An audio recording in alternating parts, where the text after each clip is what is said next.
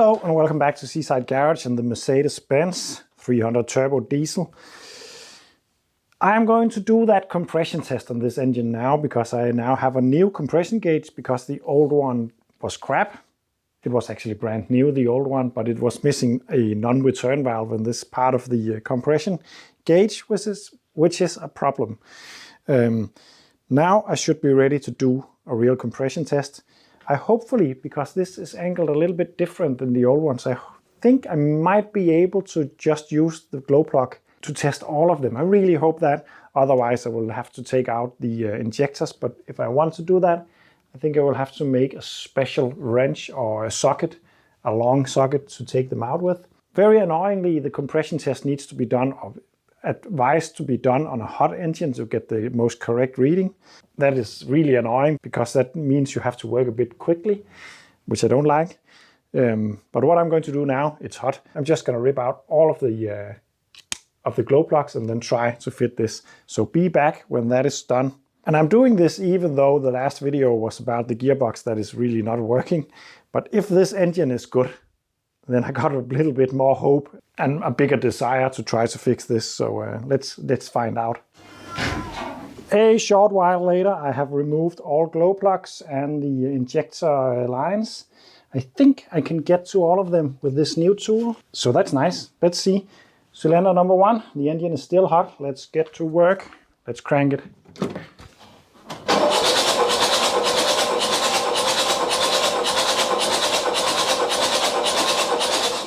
$320. It's not perfect.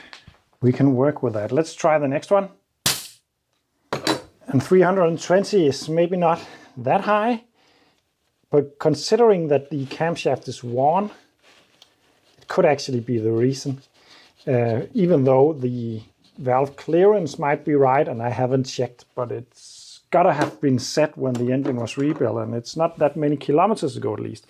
Yeah, I really should just adjust the valves anyway. But if the compression is okay all around, then I'm just going to change that camshaft when I fix all the rest of this stuff. Right now I'm just looking for pretty decent compression on all of them. Let's try number 2.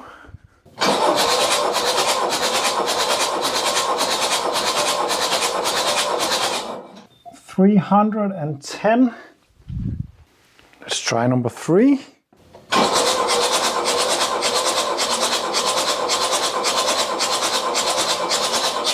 $330. And number 4.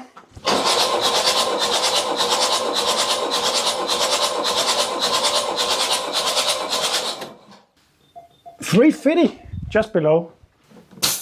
And I know a lot of you would tell me to check the valve adjustment before this. Yeah, maybe. But so far so good. The compression is all right. Could be better, but it's definitely all right.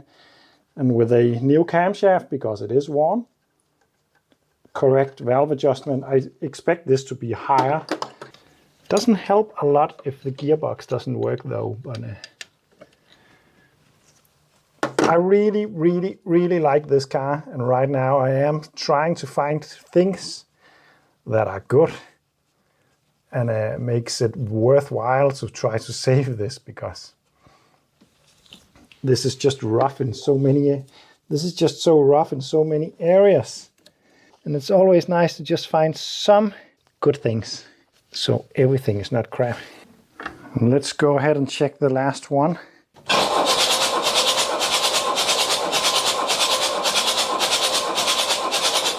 $335.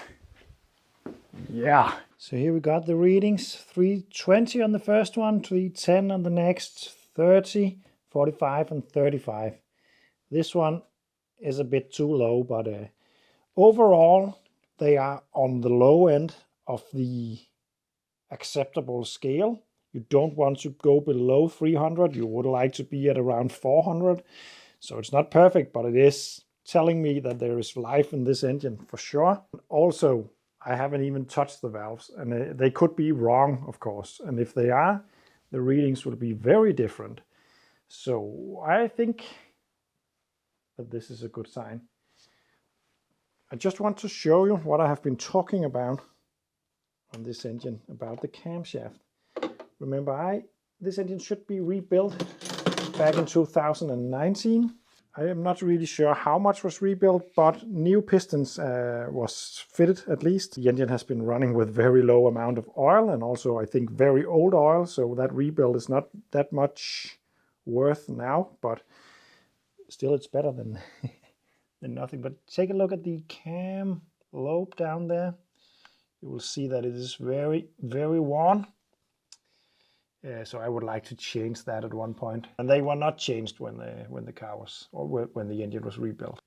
From stock, these engines should produce between 24 and 30 bars, which is around 350 psi to 430 something psi, or thereabout.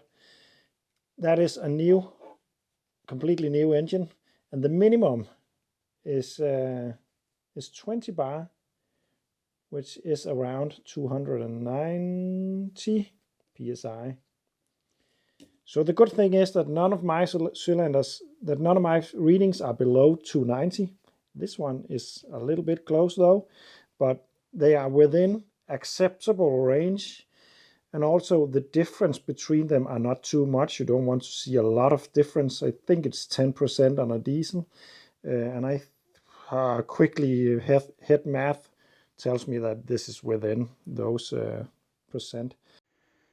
So I'm wrapping up this video, but before that I have something to add, because this is a couple of days later actually. And the results are there. They are low, but I think I just didn't do this compression test really justice, because I should have adjusted the valves for one thing. And another thing that occurred to me later was that I used this extension right here to screw into the glow plug hole. That was just fine, it fits perfectly. But the glow plug itself is actually protruding from this and a bit out and then back in. So when I attach this one without the glow plug thingy on it, I'm actually enlarging the combustion chamber, making the compression lower. So all in all, this compression test is not very precise. I know.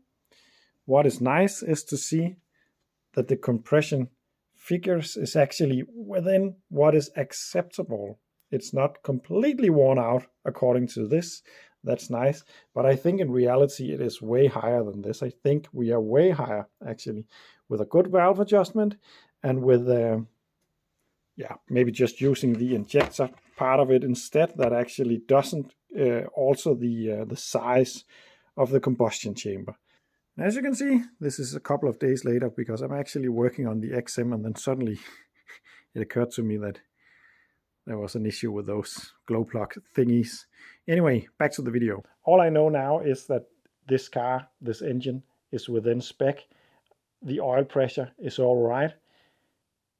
Also, by the way, it is running really nice. It starts up really easy. It's not very smoky. It seems to pull really nice. It's difficult to say because the transmission is slipping, but I think the engine is a-okay on this one. Not perfect, but the rest of it isn't either, so that's all right. Anyway, that concludes the assessment of the engine on the S123.